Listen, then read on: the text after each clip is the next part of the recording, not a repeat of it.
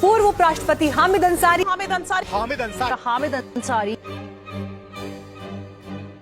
जो भी हिंदुओं पर अत्याचार करते वो हामिद अंसारी और कांग्रेस के आंखों के तारे होते। ये इंडियन लूट करने वाला एक नया शब्द का इजाद आदरणीय हामिद अंसारी साहब ने किया है।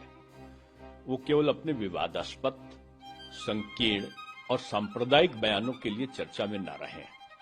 भारत के इतिहास को तोड़े मरोड़ नहीं, उनको महमूद गजनवी का सोमनाथ के मंदिर को लूटने वाला प्रसंग भी याद में रखना चाहिए।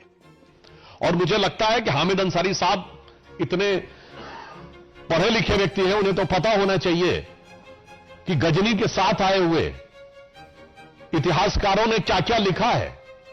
पूरा बवाल खड़ा हो गया है, एक पूरा सियासी तूफान आ गया है हामिद अंसारी साहब के उस छोटे से बयान पर कि जिन लोगों को हम फॉरेन इन्वेडर अपनी किताबों में छपवाते हैं कि कोई लोधी है, कोई गजनी है, कोई ये है, ये सब हिंदुस्तानी लुटेरे थे, ये बाहर से नहीं आए थे। पॉलिटिकली ये कन्वीनियंट है कि साहब हुआ उन्होंने ये तोड़ दिया वो तोड़ दिया, सब हिंदुस्तानी थे। नमस्कार, इस खास कार्यक्रम में आपका स्वागत है। मैं हूं आरफा खानम शेरवानी। अब से कुछ घंटों पहले पूर्व उपराष्ट्रपति मोहम्मद हामिद अंसारी के साथ ये इंटरव्यू आपने देखा था इसी चैनल पर। इस इंटरव्यू में मैंने हामिद अंसारी से पूछा था कि क्या वो भारत के सबसे कंट्रोवर्शियल यानी विवादित मुसलमान हैं, सबसे विवादित मुस्लिम पब्लिक फिगर हैं। इस पे उन्होंने हंस के कहा था कि हाँ, वो मुझे बहुत प्यार करते हैं। यानी एक तरह से उनकी इस बात में जब वो कह रहे थे, हंस तो रहे थे, लेकिन एक तकलीफ को आप मिस नहीं कर सकते थे। वही हुआ जो इस इंटरव्यू में मेरी उनसे बातचीत हुई थी। इस इंटरव्यू को आप देख रहे थे इस चैनल पर। ये 47 मिनट से ज्यादा का, करीब 47 मिनट का ये इंटरव्यू है। इसमें अलग अलग मुद्दों पर बातचीत हुई, लेकिन पूरा बवाल खड़ा हो गया है, एक पूरा सियासी तूफान आ गया है हामिद अंसारी साहब के उस छोटे से बयान पर। उस बयान में भी आप ये देखिए कि भारत का ईरान पर क्या स्टैंड है। भारत ईरान को यूनाइटेड नेशंस में सपोर्ट कर रहा है। यह जो रेजोल्यूशन पास किया गया जिसमें ईरान के ऊपर सैंक्शन लगाने की बात थी, उसके खिलाफ भारत ने वोट किया। इसका बहुत पुरजोर तरीके से हामिद अंसारी साहब उसका सपोर्ट कर रहे थे, भारत की सरकार का ईरान के पक्ष में। उस पर इन्होंने बातचीत की और कहा कि बिल्कुल सही किया, क्योंकि भारत और जो ईरान है उसके ऐतिहासिक रिश्ते हैं, उसके हमारे सिविलाइजेशनल रिश्ते हैं। इन तमाम बातों को कहते हुए महमूद गजनवी और गौरी का उन्होंने जिक्र किया और उन्होंने कहा कि इसीलिए हमारी इतिहास की किताबों में जब पढ़ाया जाता है कि ये फॉरेन इन्वेडर्स थे, तो मैं कहता हूं नहीं, ये लुटेरे थे, लेकिन हिंदुस्तानी लुटेरे थे। इस बात को उन्होंने कहा कि किताबों में गलत पढ़ाया जाता है। इसी बयान को तोड़ मरोड़ कर पेश किया गया न्यूज चैनल्स के जरिए, और उससे पहले न्यूज चैनल से पहले भाजपा के जरिए। भाजपा ने अपनी पूरी जो प्रवक्ताओं की फौज है वो मैदान में उतार दी, और इसके अलावा जो उनकी आईटी सेल के लोग हैं, इस पूरी क्लिप को काट कर इसमें से कुछ सेकंड निकाल कर और उन कुछ सेकंड्स को एक तरह से हवा एक क्रिएट करके और हामिद अंसारी साहब पर हमले का एक और नई कोशिश उन्होंने निकाल ली है। इस कार्यक्रम के पहले हिस्से में आपने देखे था वो कुछ सेकंड्स जिस पर ये पूरा बवाल खड़ा हुआ है। अब मैं आपको सुनवाती हूँ। लगभग 2 मिनट की एक क्लिप है, जिस क्लिप में मैंने बाकायदा उनसे सवाल पूछा था ईरान के ताल्लुक से, जिसपे उन्होंने पूरा जवाब दिया। इस पूरे जवाब को सुनना आपके लिए बहुत जरूरी है, इससे पहले कि आप ये फैसला करें कि वाकई हामिद अंसारी साहब के बारे में जो लगातार कहा गया, मैंने टाइटल तक यही दिया था इन्वर्टेड कॉमास में, द अनग्रेटफुल मुस्लिम, यानी एक ऐसा मुसलमान जिसकी देशभक्ति पर हमेशा शक किया जाएगा, एक ऐसा मुसलमान जिसको डिप्लोमेट बनाया गया, उसको यूनाइटेड नेशंस का परमानेंट रिप्रेजेंटेटिव बनाया गया, उसको अलग अलग देशों में एम्बेसडर बनाया गया, माइनॉरिटी कमीशन का चेयरपर्सन बनाया गया, अलीगढ़ मुस्लिम यूनिवर्सिटी का वाइस चांसलर बनाया गया, और 10 साल वो व्यक्ति देश का उपराष्ट्रपति रहा। लेकिन देखिए कैसा बेगैरत और कैसा एहसान फरामोश मुसलमान है, लेकिन उसकी देशभक्ति पर हम हमेशा शक करेंगे। एक बार फिर से इन्हीं बीजेपी के लोगों ने और उनके समर्थन का पूरा ये जो नेटवर्क है, सपोर्ट नेटवर्क, उन्होंने मुझे और मेरे जैसे लोगों को सही साबित किया है। मैं आपसे गुजारिश करती हूं कि इससे पहले कि आप इस चंगुल में आए, जो न्यूज चैनल्स और भाजपा का जो झूठ है उसको आप पकड़ें, आप इस इंटरव्यू के इस हिस्से को जरूर देखिए। अभी यूनाइटेड नेशंस में जो ईरान को सेंसर करते हुए एक रेजोल्यूशन पास कराने की कोशिश की गई, भारत ने उसके खिलाफ वोटिंग की। आप ईरान में भारत के राजदूत रह चुके हैं, इसे आप किस तरह से देखते हैं? नहीं, हमने जो फैसला किया है उस वोट पे सही किया, इसलिए कि हमारे ताल्लुकात ईरान से आज से नहीं है, बहुत पुराने, और उसमें हम फायदा हमको भी है उनको भी है, तो हम दूसरों के कहने पे क्यों जाए। लेकिन अमेरिका के कहने पे हमने तो उनसे तमाम कारोबारी रिश्ते लगभग खत्म कर दिए। चाबहार पोर्ट बनाने जा रहे थे, उस पर भी अब ये बात हो रही है कि नहीं बनाया जाएगा चाबहार। और फिलवक्त तो यही बात हो रही है, मगर पोर्ट बनने में टाइम लगता है। हमारा उसमें फायदा है चाबहार में, इसलिए कि अगर वो रास्ता खुल जाता है तो यूरोप से तिजारत में हमें बहुत फायदा होगा। लेकिन ईरान से कोई भी रिश्ता अमेरिका की नाराजगी की बुनियाद पर हो रहा है, उसकी कीमत पर हो रहा है। इसको आप किस तरह से देखते हैं? अगर एक तराजू मैं आपको दूं और उसमें एक तरफ ईरान और दूसरी तरफ अमेरिका रखना हो तो आप क्या करेंगे? देखिए, हमारी नज़र में ऐसा तराजू गलत होगा। ईरान अपनी जगह पे बहुत ही इम्पोर्टेंट मुल्क है, आज से नहीं है, सैकड़ों सालों से, और हमारे ताल्लुकात हमेशा ईरान से बहुत करीबी रहे। झगड़े भी हुए हैं हमारे। हिंदुस्तान जब बादशाहत हमारे यहाँ थी और ईरान में बादशाहत थी, तो झगड़ा कहाँ होता था? कद्दार पे होता था। हिंदुस्तान की सल्तनत आधे अफगानिस्तान पे रहती थी। इसीलिए मैंने हमेशा कहा है कि जिन लोगों को हम फॉरेन इन्वेडर अपनी किताबों में छपवाते हैं कि कोई लोदी है, कोई गजनी है, कोई ये है, ये सब हिंदुस्तानी लुटेरे थे, ये बाहर से नहीं आए थे।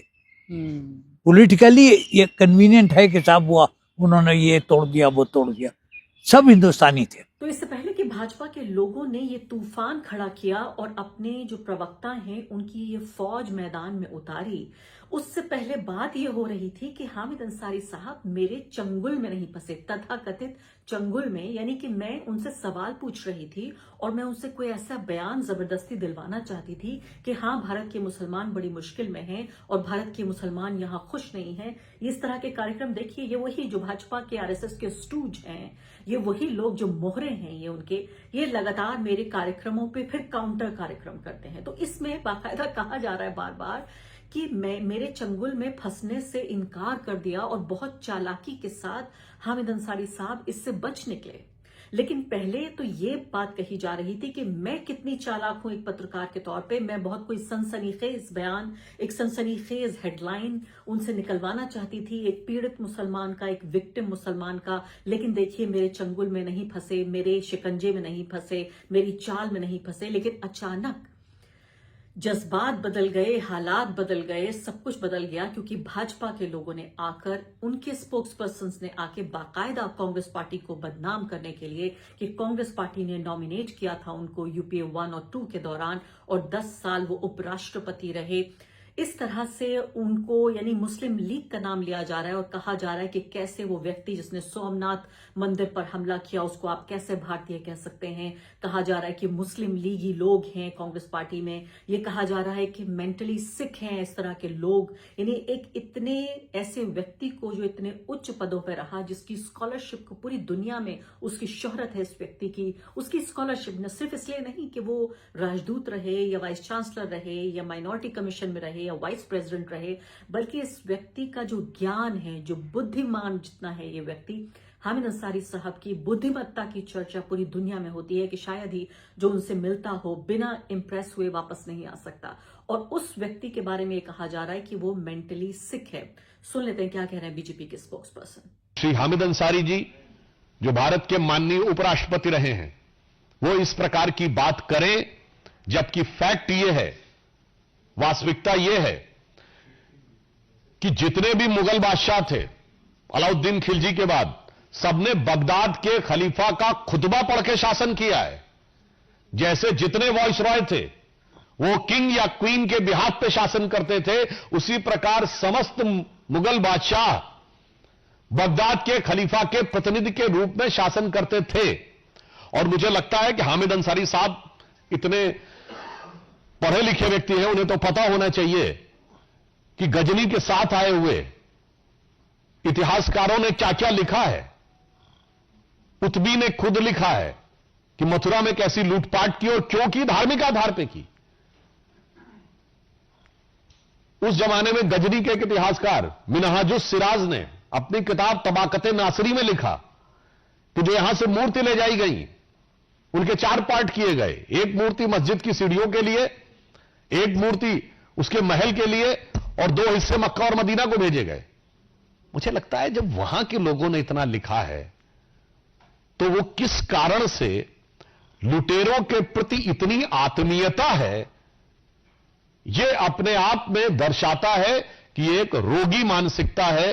और यह मुगल, मैकॉले और मार्क्स, ये M3M के कारण यह सारी की सारी समस्या उत्पन्न हुई है। मैं तो सोच रही थी कि आखिरकार हामिद अंसारी साहब का वो इंटरव्यू जरूर आ गया जिसमें अब के बाद उनको देशभक्त माना जाएगा, आखिरकार उनको नेशनलिस्ट माना जाएगा, एक ऐसा व्यक्ति जो भारत की सरकार के साथ खड़ा हुआ है। मुझे लगा कि आखिर के सालों में ही सही, लेकिन कम से कम उनकी छवि तो कुछ सुधरी, इससे पहले कि फिर से उनको एक राजनीतिक मोहरे के तौर पर अपने एजेंडे के लिए इस्तेमाल किया गया। तो एक तरफ जो चेले हैं बीजेपी के, जो पूरा सपोर्ट ग्रुप है, कमेंट सेक्शन में आके कह रहे थे कि मैं फेल हो गई हूं एक पत्रकार के तौर पर, क्योंकि जो मैं उनसे कहलवाना चाहती थी वो मैं उनसे नहीं कहलवा पाई।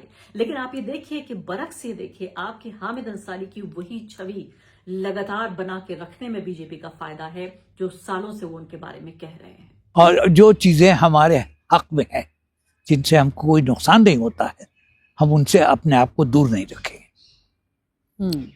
अफगानिस्तान के तालिब इल्म हमारे यहाँ बहुत आते थे, पढ़ते थे यूनिवर्सिटीज में, टेक्निकल यूनिवर्सिटीज, नॉर्मल यूनिवर्सिटीज, तिजारत बहुत होती थी। तो आप सपोर्ट करते हैं इस बात को, गवर्नमेंट ने ठीक किया, आप ये कह रहे हैं? बिल्कुल ठीक किया, बिल्कुल ठीक किया। लेकिन एक जीती हुई, लगभग जीती हुई जंग को हमने अचानक ये कह दिया, हमने भी नहीं कहा, डोनाल्ड ट्रंप ने अनाउंस किया अपने ट्विटर पे कि भाई देखिए सीज फायर ये हो गया है, और उसके बाद सीज फायर हो गई, सारी बमबारी बंद हो गई। तो आप मुझे बताइए फिर हुआ क्या? हमारी फौज को जो करना था उन्होंने कर लिया, उसके आगे नहीं जाना चाहते थे,